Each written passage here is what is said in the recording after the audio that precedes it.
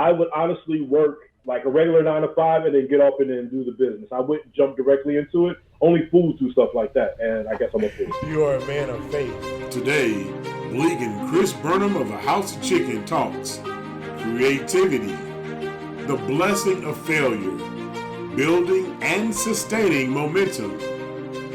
This and more in part 2 of Created by the Creator to Create.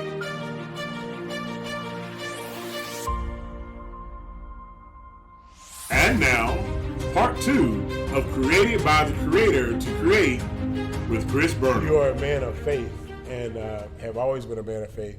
And I love that about you because when you see something, you put your whole self into it. And that's what is making what you're doing so special. I think people can sense that. You know, it's like, this is not some guy, this is not a hobby for him. He's literally putting his entire soul into every creation, right? So, I watched one of the videos earlier. Actually, it was the last video that you just put out where you were working with the girls and cooking the 4 different types of chicken, showing different ways you can prepare it. And it was evident to me watching. It was like, man, this is not something that just kind of like, hey, let's do this real quick. Like, he literally spent a lot of time working on the seasoning and the sauces. So talk about that process of creation. What is that like for you? And then what is it like taking something from, you kind of tasting it, like, and then tasting it again, like, and then you like it. And then what is it like seeing that first look on that person's face where they like, okay, I like what you created? So great question, bro. So here's the thing. I always have this thing that about God is like, we're created to be creators, period. Created by the Creator. I always say created by the Creator to create. Now you can choose to create strife, stress, drama, whatever, or you can choose to create beautiful things, music, connection with people, relationships, like you do, the beautiful congregation and the church and the relationships that you have there. So I know that we're created by the Creator to create. So that's one thing I've always known, whether it was music or now whether it's this. I believe that I'm just here to create something. I'm here to really do something more than just be kind of just floating through the cosmos or through my life and not doing anything. And so that takes a lot of back to faith, but it takes a lot of work. I always tell people I've made a heck of a lot of bad dishes in order to make that dish taste good. I've failed so many times, and I don't have fear to fail. Like failing for me gets my gut going. It's like, I know I gotta fail faster, because the faster I fail, the sooner I'm going to get to that end, the sooner I'm going to get to that finish line. And so to have that mindset, to always have that mindset, to always want to create, to always believe that God has put us here to create, it's just a different thought process.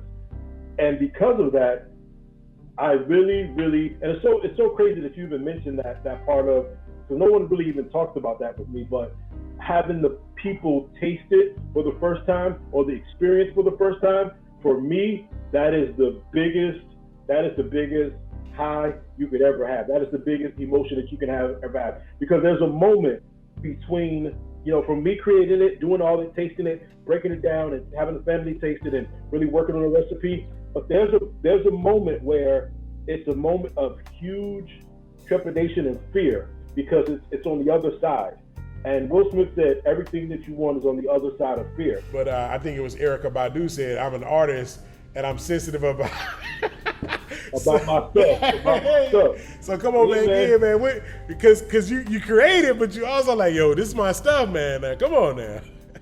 Listen, and you want people to love it, and you want people to have an honest opinion.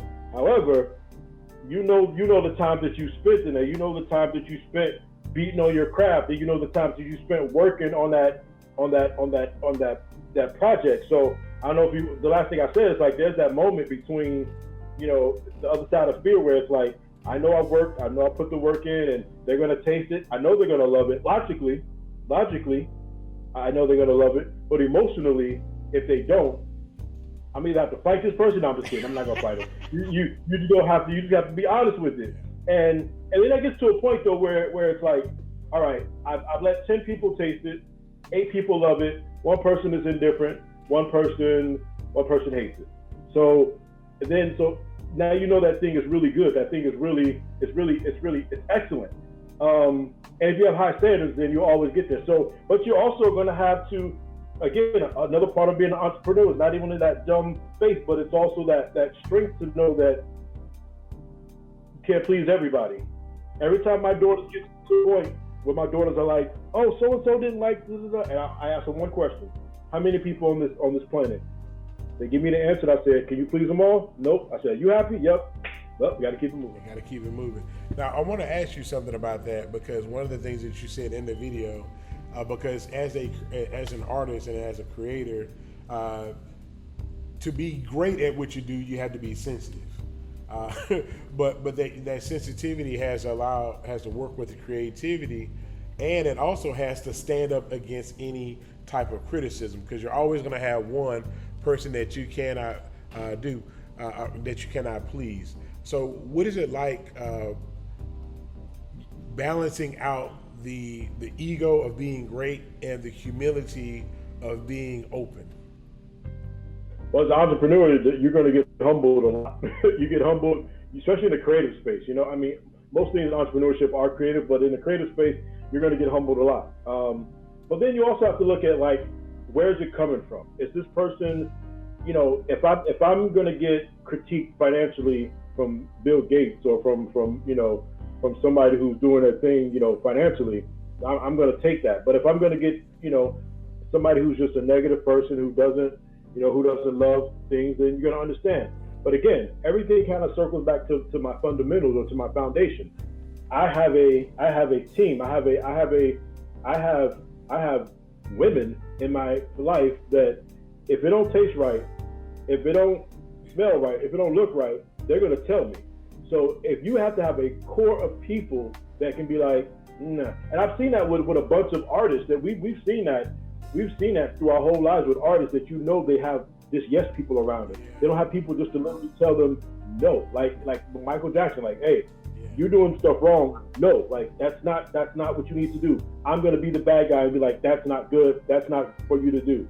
And I have a team, the wife, the kids, they do that. So I totally understand that you know they can have that. And so if they are real with me, then the world doesn't really matter. I'm gonna have the critiques anyway, but I have a team that I know that by the time it gets to you guys, it's already been critiqued well past it. And even in my brain, even in my mind. No, I've been through the worst critics possible, the toughest critics possible. That's my wife and my kids. Yeah, I've seen videos where you said your kids, your girls would be like, nah, bro, that ain't it. Yeah, that ain't it. And I heard you talking earlier about, you know, I don't know who you're talking to, but their voices are so big, and it's not out of disrespect these days, but we couldn't even say, like, we could never be like, that ain't it. Like, if food was nasty, bro, you better eat that stuff. Or starve. And not even gonna starve. And then you're gonna have to clean up the kitchen after you don't eat it. Yeah, we officially got opinions when we got our own house.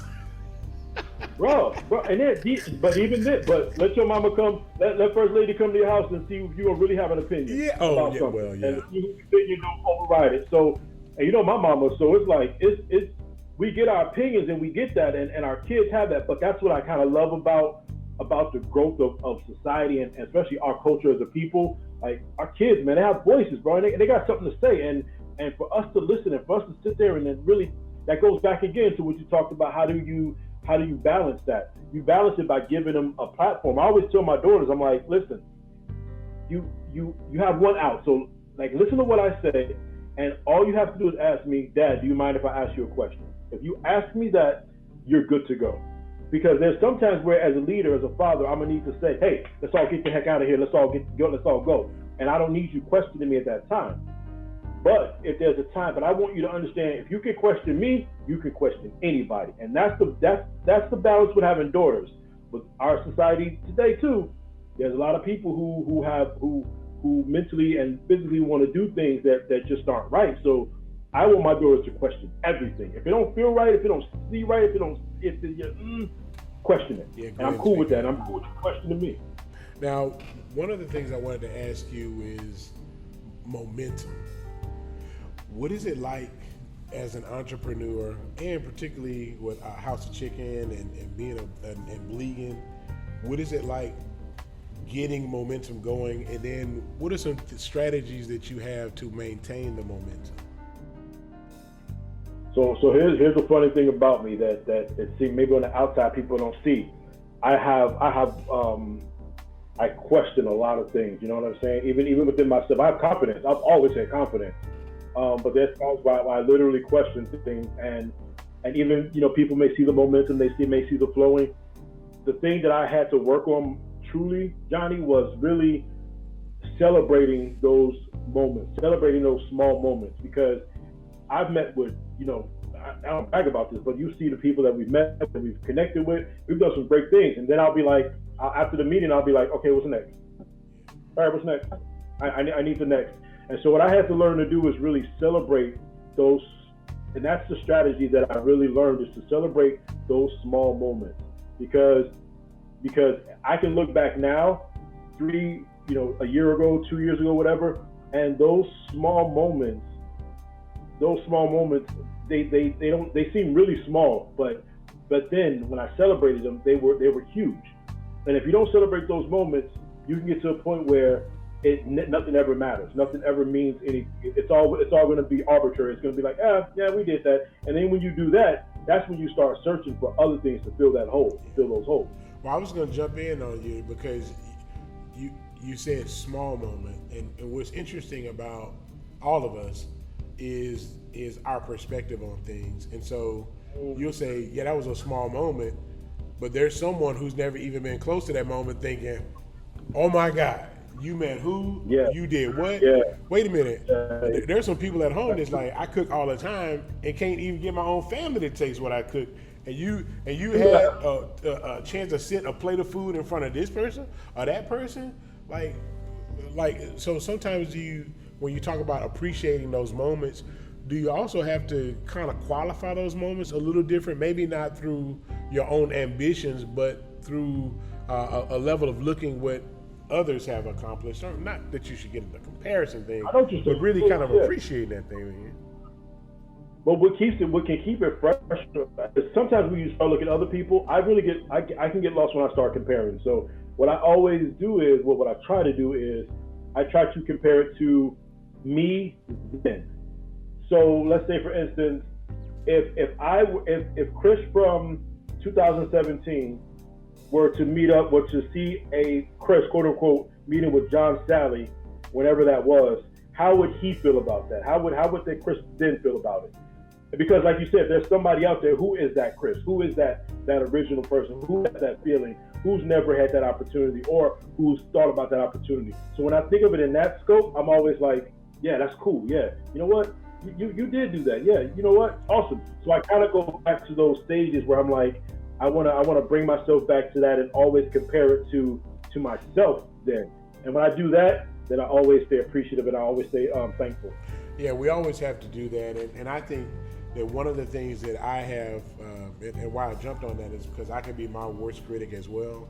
And sometimes, as a critic of my own self, I can diminish the things that I've accomplished. It's like, oh, well, that was nothing.